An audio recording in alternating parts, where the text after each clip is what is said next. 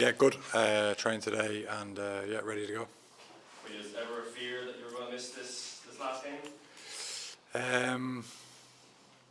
A little bit, yeah. Last week was a bit of a struggle with swelling and fluid and stuff like that. So it's just managing that and then making sure I get the right amount of training in this week to be able to perform and but also not do too much that swells it up again. So no, it's good to go. Feels good, and yeah, I'm ready.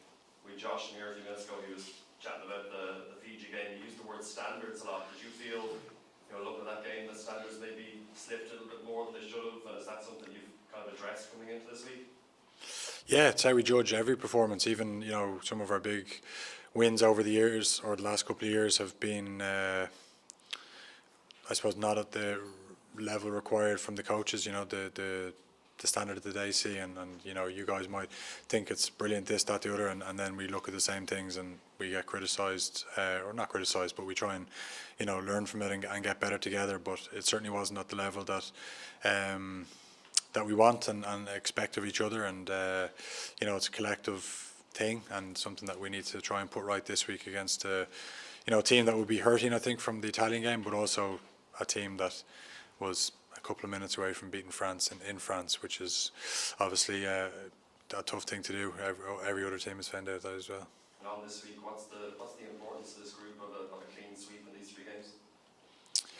It's not really about a clean sweep. It's just about the next game and getting a brilliant performance out there. So when you get to international rugby, it's about winning, of course, but you're never truly satisfied until you play well and you win, and then you can be content in the dressing room after and enjoy a beer together. But when you don't play well and you win, you might as well be in a losing dressing room. Well, not quite, but nearly. Jonny, congrats on your nomination for World Player of the Year. Is that something that still means something to you?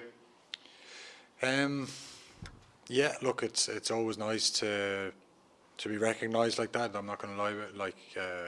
It's not something you go searching for or a thing, but it's to be recognised in that area is very special. I'd prefer a win and to play well on Saturday than win that, but because ultimately at the end of the day it's opinion. Whereas what you produce on Saturday is what it is, what you see, and it's the only thing you control. So all my focus is on that, and yeah, like I said, to be recognised is enough. In terms of just looking back in the Fiji game, do you feel personally disappointed when you talked about this squad wanting to win the World Cup next year and set your goals that high? Would you prefer when the second string, let's call it, or the squad players are playing that more people are stepping up and people are putting pressure on you and all the other guys who aren't playing this week?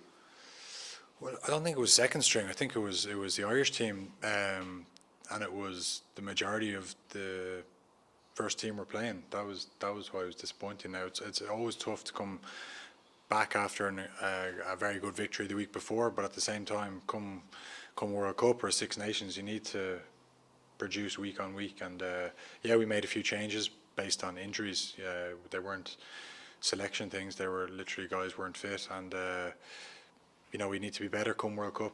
Playing against a team, we got Tonga in our pool, and that they'll find you out. They're good teams now. They're very. You look at the Fijian coaching team; it's pretty impressive, and they were good, and we probably didn't hit the standards that we wanted to.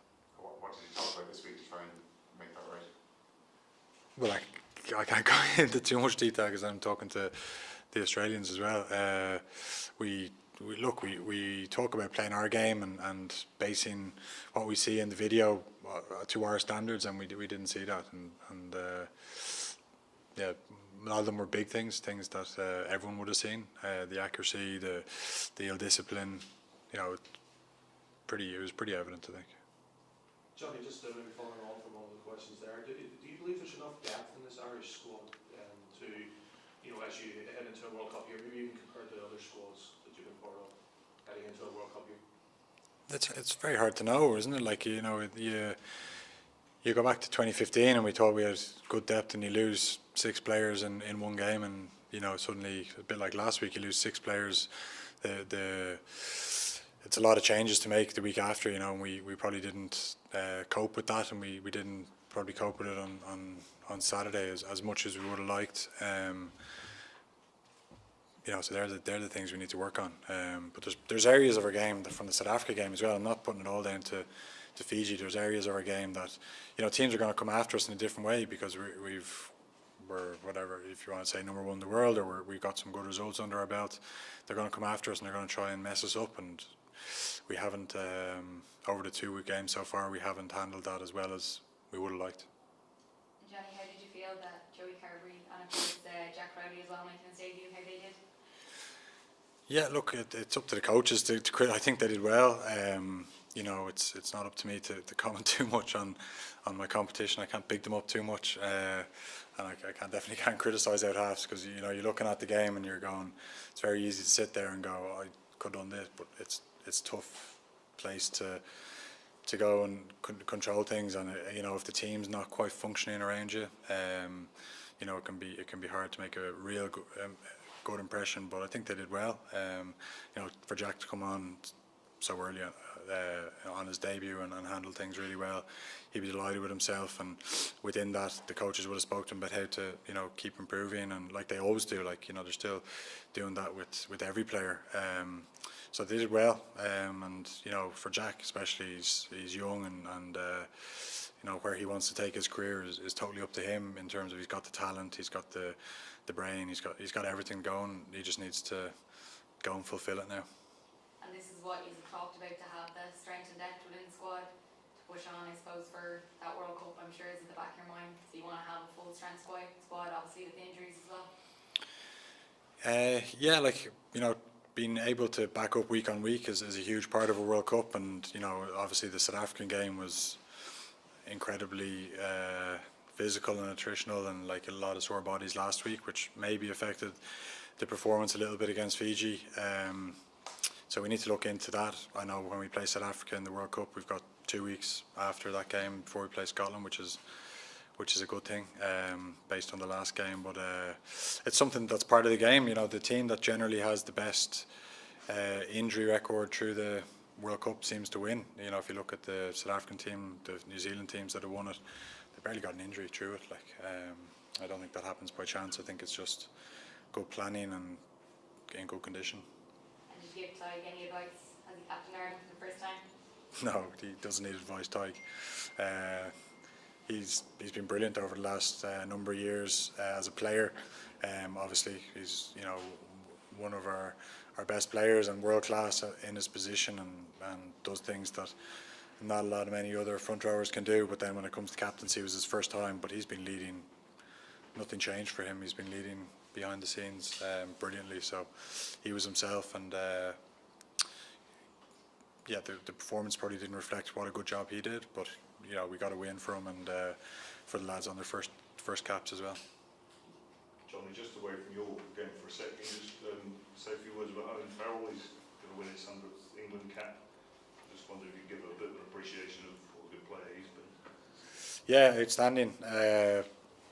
Been an amazing player for England over the years, and I suppose how good he is, you can see it when when he's not there. When he was missing, he's that sort of glue that keeps the team together. He's you've seen a lot of I've played with him and I've been in the dressing room with him where his leadership is outstanding, and he goes into a even uniquer, there's not many English players that have got to 100 caps, and I think it's only two before him, is it?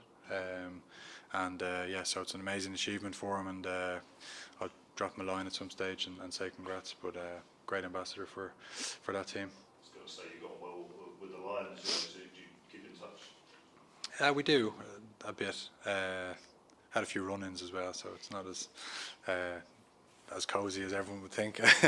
But he's a great competitor, and utmost respect from a guy that I've looked at closely over the years. Lucky enough to play with him and tried to take some of his game and try and put it into my game, and he's I can't say my words won't do him justice, I don't think. Okay, folks, we're switching to the embargo written section now because we're running on time. Jonny, congrats again.